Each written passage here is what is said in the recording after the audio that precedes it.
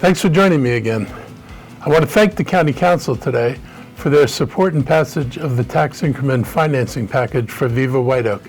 I also want to recognize MCB Real Estate for its collaborative work with the county and the East County community to move this project forward.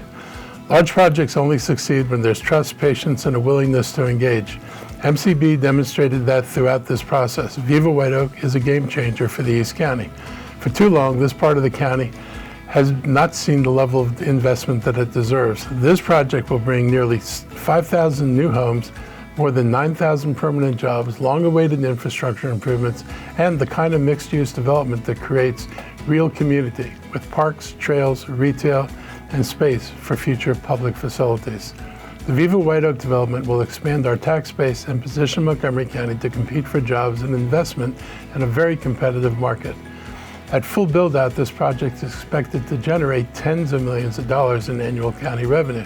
Just as important, this financing structure protects existing county resources. Independent analysis confirmed that this TIF does not impact our general fund or our bond rating. It allows future growth at the site to pay for the infrastructure needed to unlock that growth. East County has waited a long time for this moment. Tuesday vote moves us from planning and discussion to action.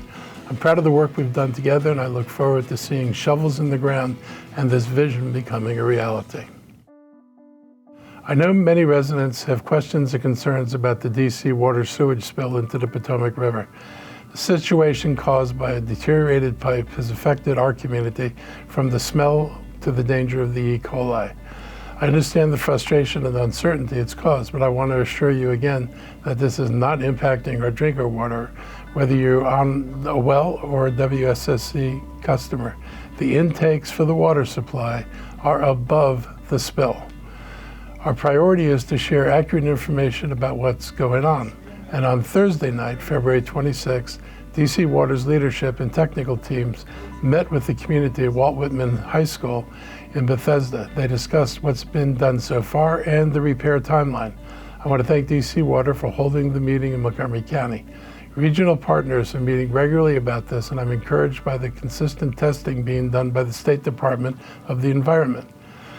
We're committed to keeping you informed about the work to protect our community, our land, and our environment. Last week, I signed the Trust Act into law. I want to thank Council President Fanny Gonzalez and the entire County Council for their unanimous support of this legislation. This law expands civil rights protections by prohibiting county employees from requesting or investigating a person's immigration status unless required by law, barring intimidation and discrimination based on perceived status, and guaranteeing that county services and opportunities are not denied because of immigration status except as required by law. It also limits the use of county resources in federal civil immigration enforcement.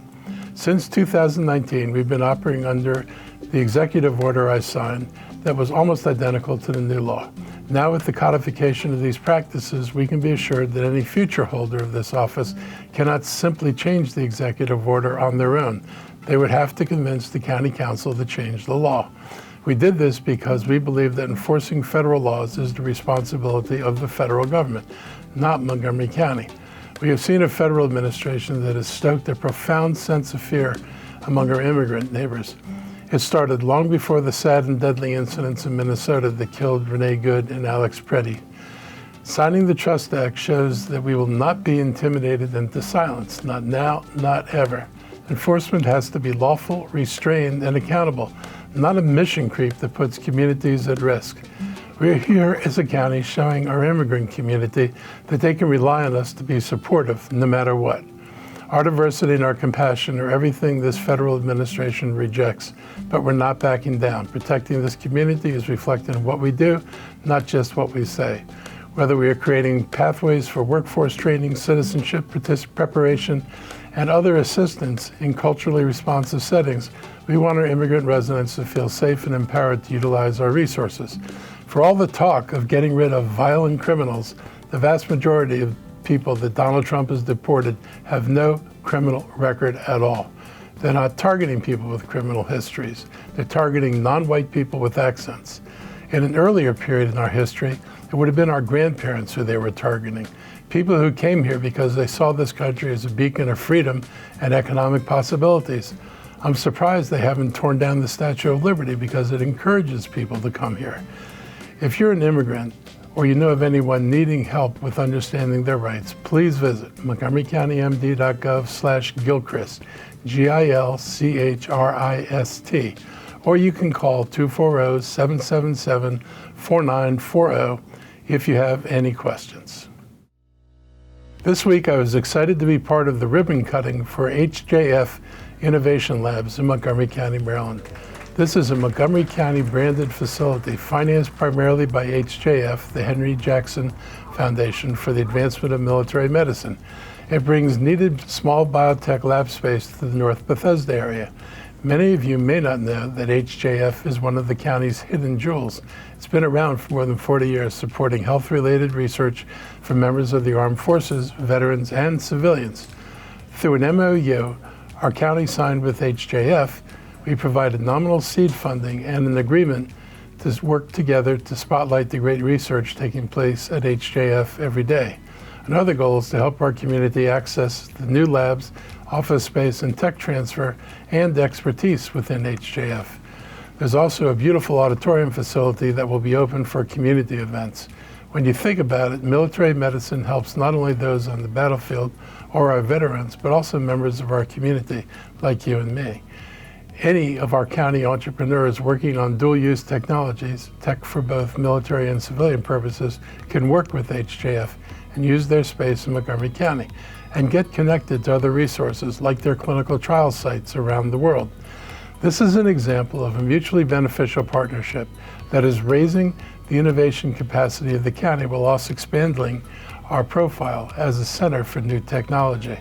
Investing in resources for early-stage companies is important, whether the technology comes from or is nourished at HJF or in other incubation facilities in the county.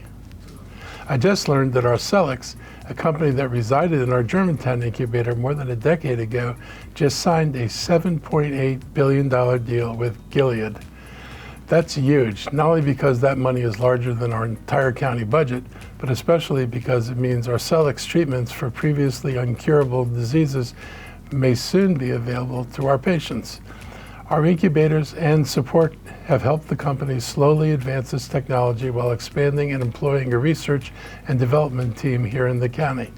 Last month, we were given some great news about the federal spending in this industry. The National Institutes of Health new budget is a $4.87 billion budget. That is larger than last year's. In other words, Trump's cuts have been reversed. That's a sign of stability that was not assured under the Trump administration, but Congress would not allow deep cuts to NIH. Even they realize it is a major funding source that plays a vital role in advancing human health and the discovery of life-saving treatments that benefit Democrats and Republicans. Human health should never have been turned into a partisan issue. NIH is the genesis of the garden of what's grown here. Without it, there is no new early-stage research to build from. Investing in innovation is the next logical step in that journey. When entrepreneurs can focus on research and development, it can create new industries and unlock solutions that weren't possible before. I believe that's how we create a better future and grow our economy. Several of the large life sciences companies in Montgomery County have recently announced major expansions, manufacturing or investment, because they know that the workforce here can accommodate these changes. I'm proud of the way the universities of Shady Grove and Montgomery College have recognized these opportunities and are producing graduates who are ready to help contribute to the innovation economy. I'm excited to see what develops from these innovations at labs, and I want to thank HJM for their partnership.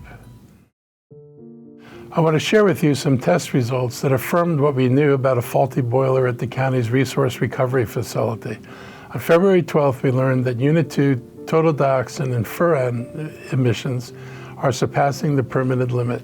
We know that Unit 2 has been offline since January 4th as it goes through a major refurbishment. The company that runs the facility, Reworld, plans to make the repairs and get it back online by mid-March. This is the second boiler to fail emissions tests. Unit 3 was offline for several months and was restarted on February 11th. These developments are disturbing, but they are also being addressed by our contractor. Still, we take the health and safety of residents very seriously. Our Department of Environmental Protection has requested detailed information from ReWorld in conjunction with the Northeast Maryland Waste Disposal Authority, which owns the RRF and contracts with ReWorld to operate the facility for the county's benefit. I'm inviting the public to join me for community discussions about waste management at the Up County Regional Service Center in Germantown on Monday, March 2nd, or the Leggett Executive Office Building in Rockville on Wednesday, March 4th. Both events will start at 6 p.m. A virtual meeting will also start at 6 p.m. on Thursday, March 5th. These meetings are not specifically about the situation with ReWorld, but will address our current situation and our efforts to develop a plan for the future. I hope these meetings generate ideas on how best to address our waste management challenges effectively. Sunday, March 1st is the start of National Consumer Protection Week. We know that far too often people don't speak up about the challenges they face until they've already lost money or run into a wall trying to resolve a problem. Whether it's scams, unfair contracts, housing issues, or deceptive business practices, these problems can impact any of us. Here are some of the tips to help you avoid trouble. Secure personal information. Shred documents, use strong, unique passwords and two-factor authentication, and secure devices. Avoid scams. Never click links in unsolicited emails or texts. Verify sender information and be cautious of too good to be true offers. Financial safety. Regularly review your bank statements and check your credit report free at annualcreditreport.com, and be cautious of sharing financial information. Online safety. Shop only on secure websites and avoid public Wi-Fi for financial transactions. Sports betting. Use only Maryland licensed sportsbooks to avoid illegal, risky sites. Report fraud or unfair business practices. Start by filing a complaint with the Montgomery County Office of Consumer Protection. Consumer protection works best when we listen to the struggles residents face. That is why I'm inviting you to join the Montgomery County Office of Consumer Protection for a free community forum Thursday, March 5th at the Rockville Memorial Library. It will be held from 10:30 a.m. to noon and feature an interactive discussion focused directly on consumer concerns impacting you, your family, and your neighbors. Your input will help us shape future policy and improve the services we provide across the county. Space is limited, so please remember that advanced registration is required by Monday, March 2nd. I encourage anyone who has concerns or ideas to join this conversation. Let's work together to prevent harm before it spreads. I hope to see you there. The Office of Consumer Protection is located at 100 Maryland Avenue, Suite 3600 in Rockville. Walk-in hours are 8:30 a.m. to 4 p.m., Monday through Friday. They can be reached by phone at 240-777-3636 or online at montgomerycountymd.gov/OCP. There may not be a better way to start Women's History Month in March than by congratulating the U.S. women's hockey team for a thrilling run through the Winter Olympics. Every year, we use March to honor the achievements and contributions and resilience of women throughout history.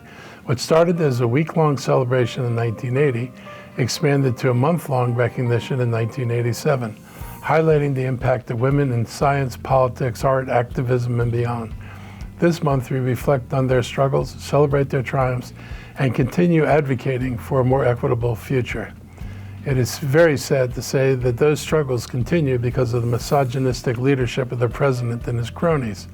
They don't even hide their disdain for women. They're transparent in their view that women belong in the home, not in the workplace. Last week, I saw an advertisement encouraging lawsuits to be filed by white men who've been discriminated against. It closed by reiterating that this was for white men. As sick and disturbing as this is, it completely in sync with their expressed view that if you see minorities or women in important places, that they're there not because of their skills, but because of DEI. Their belief that many jobs are being filled by inferior women and minorities is a disgusting way for the feds to make a statement about discrimination during Women's History Month. The 2026 Girl Power Contest will open on March 1st and run through the end of the month. women are asked to submit a short story, poem, drawing, or other creative work on the theme of inspiration. That can be an historical figure, a family member, a neighbor, or an advocate, to name a few examples. The goal is to examine how women have used their powers to make a difference. You can email cfwinfo@montgomerycountymd.gov for more information. I'll keep you updated on other events related to Women's History Month, but for now, that's a wrap for today. Hope you all are hanging in there. Hope you don't get any more snow, and maybe we get a good weekend this weekend. I'll be back again next week. Take care.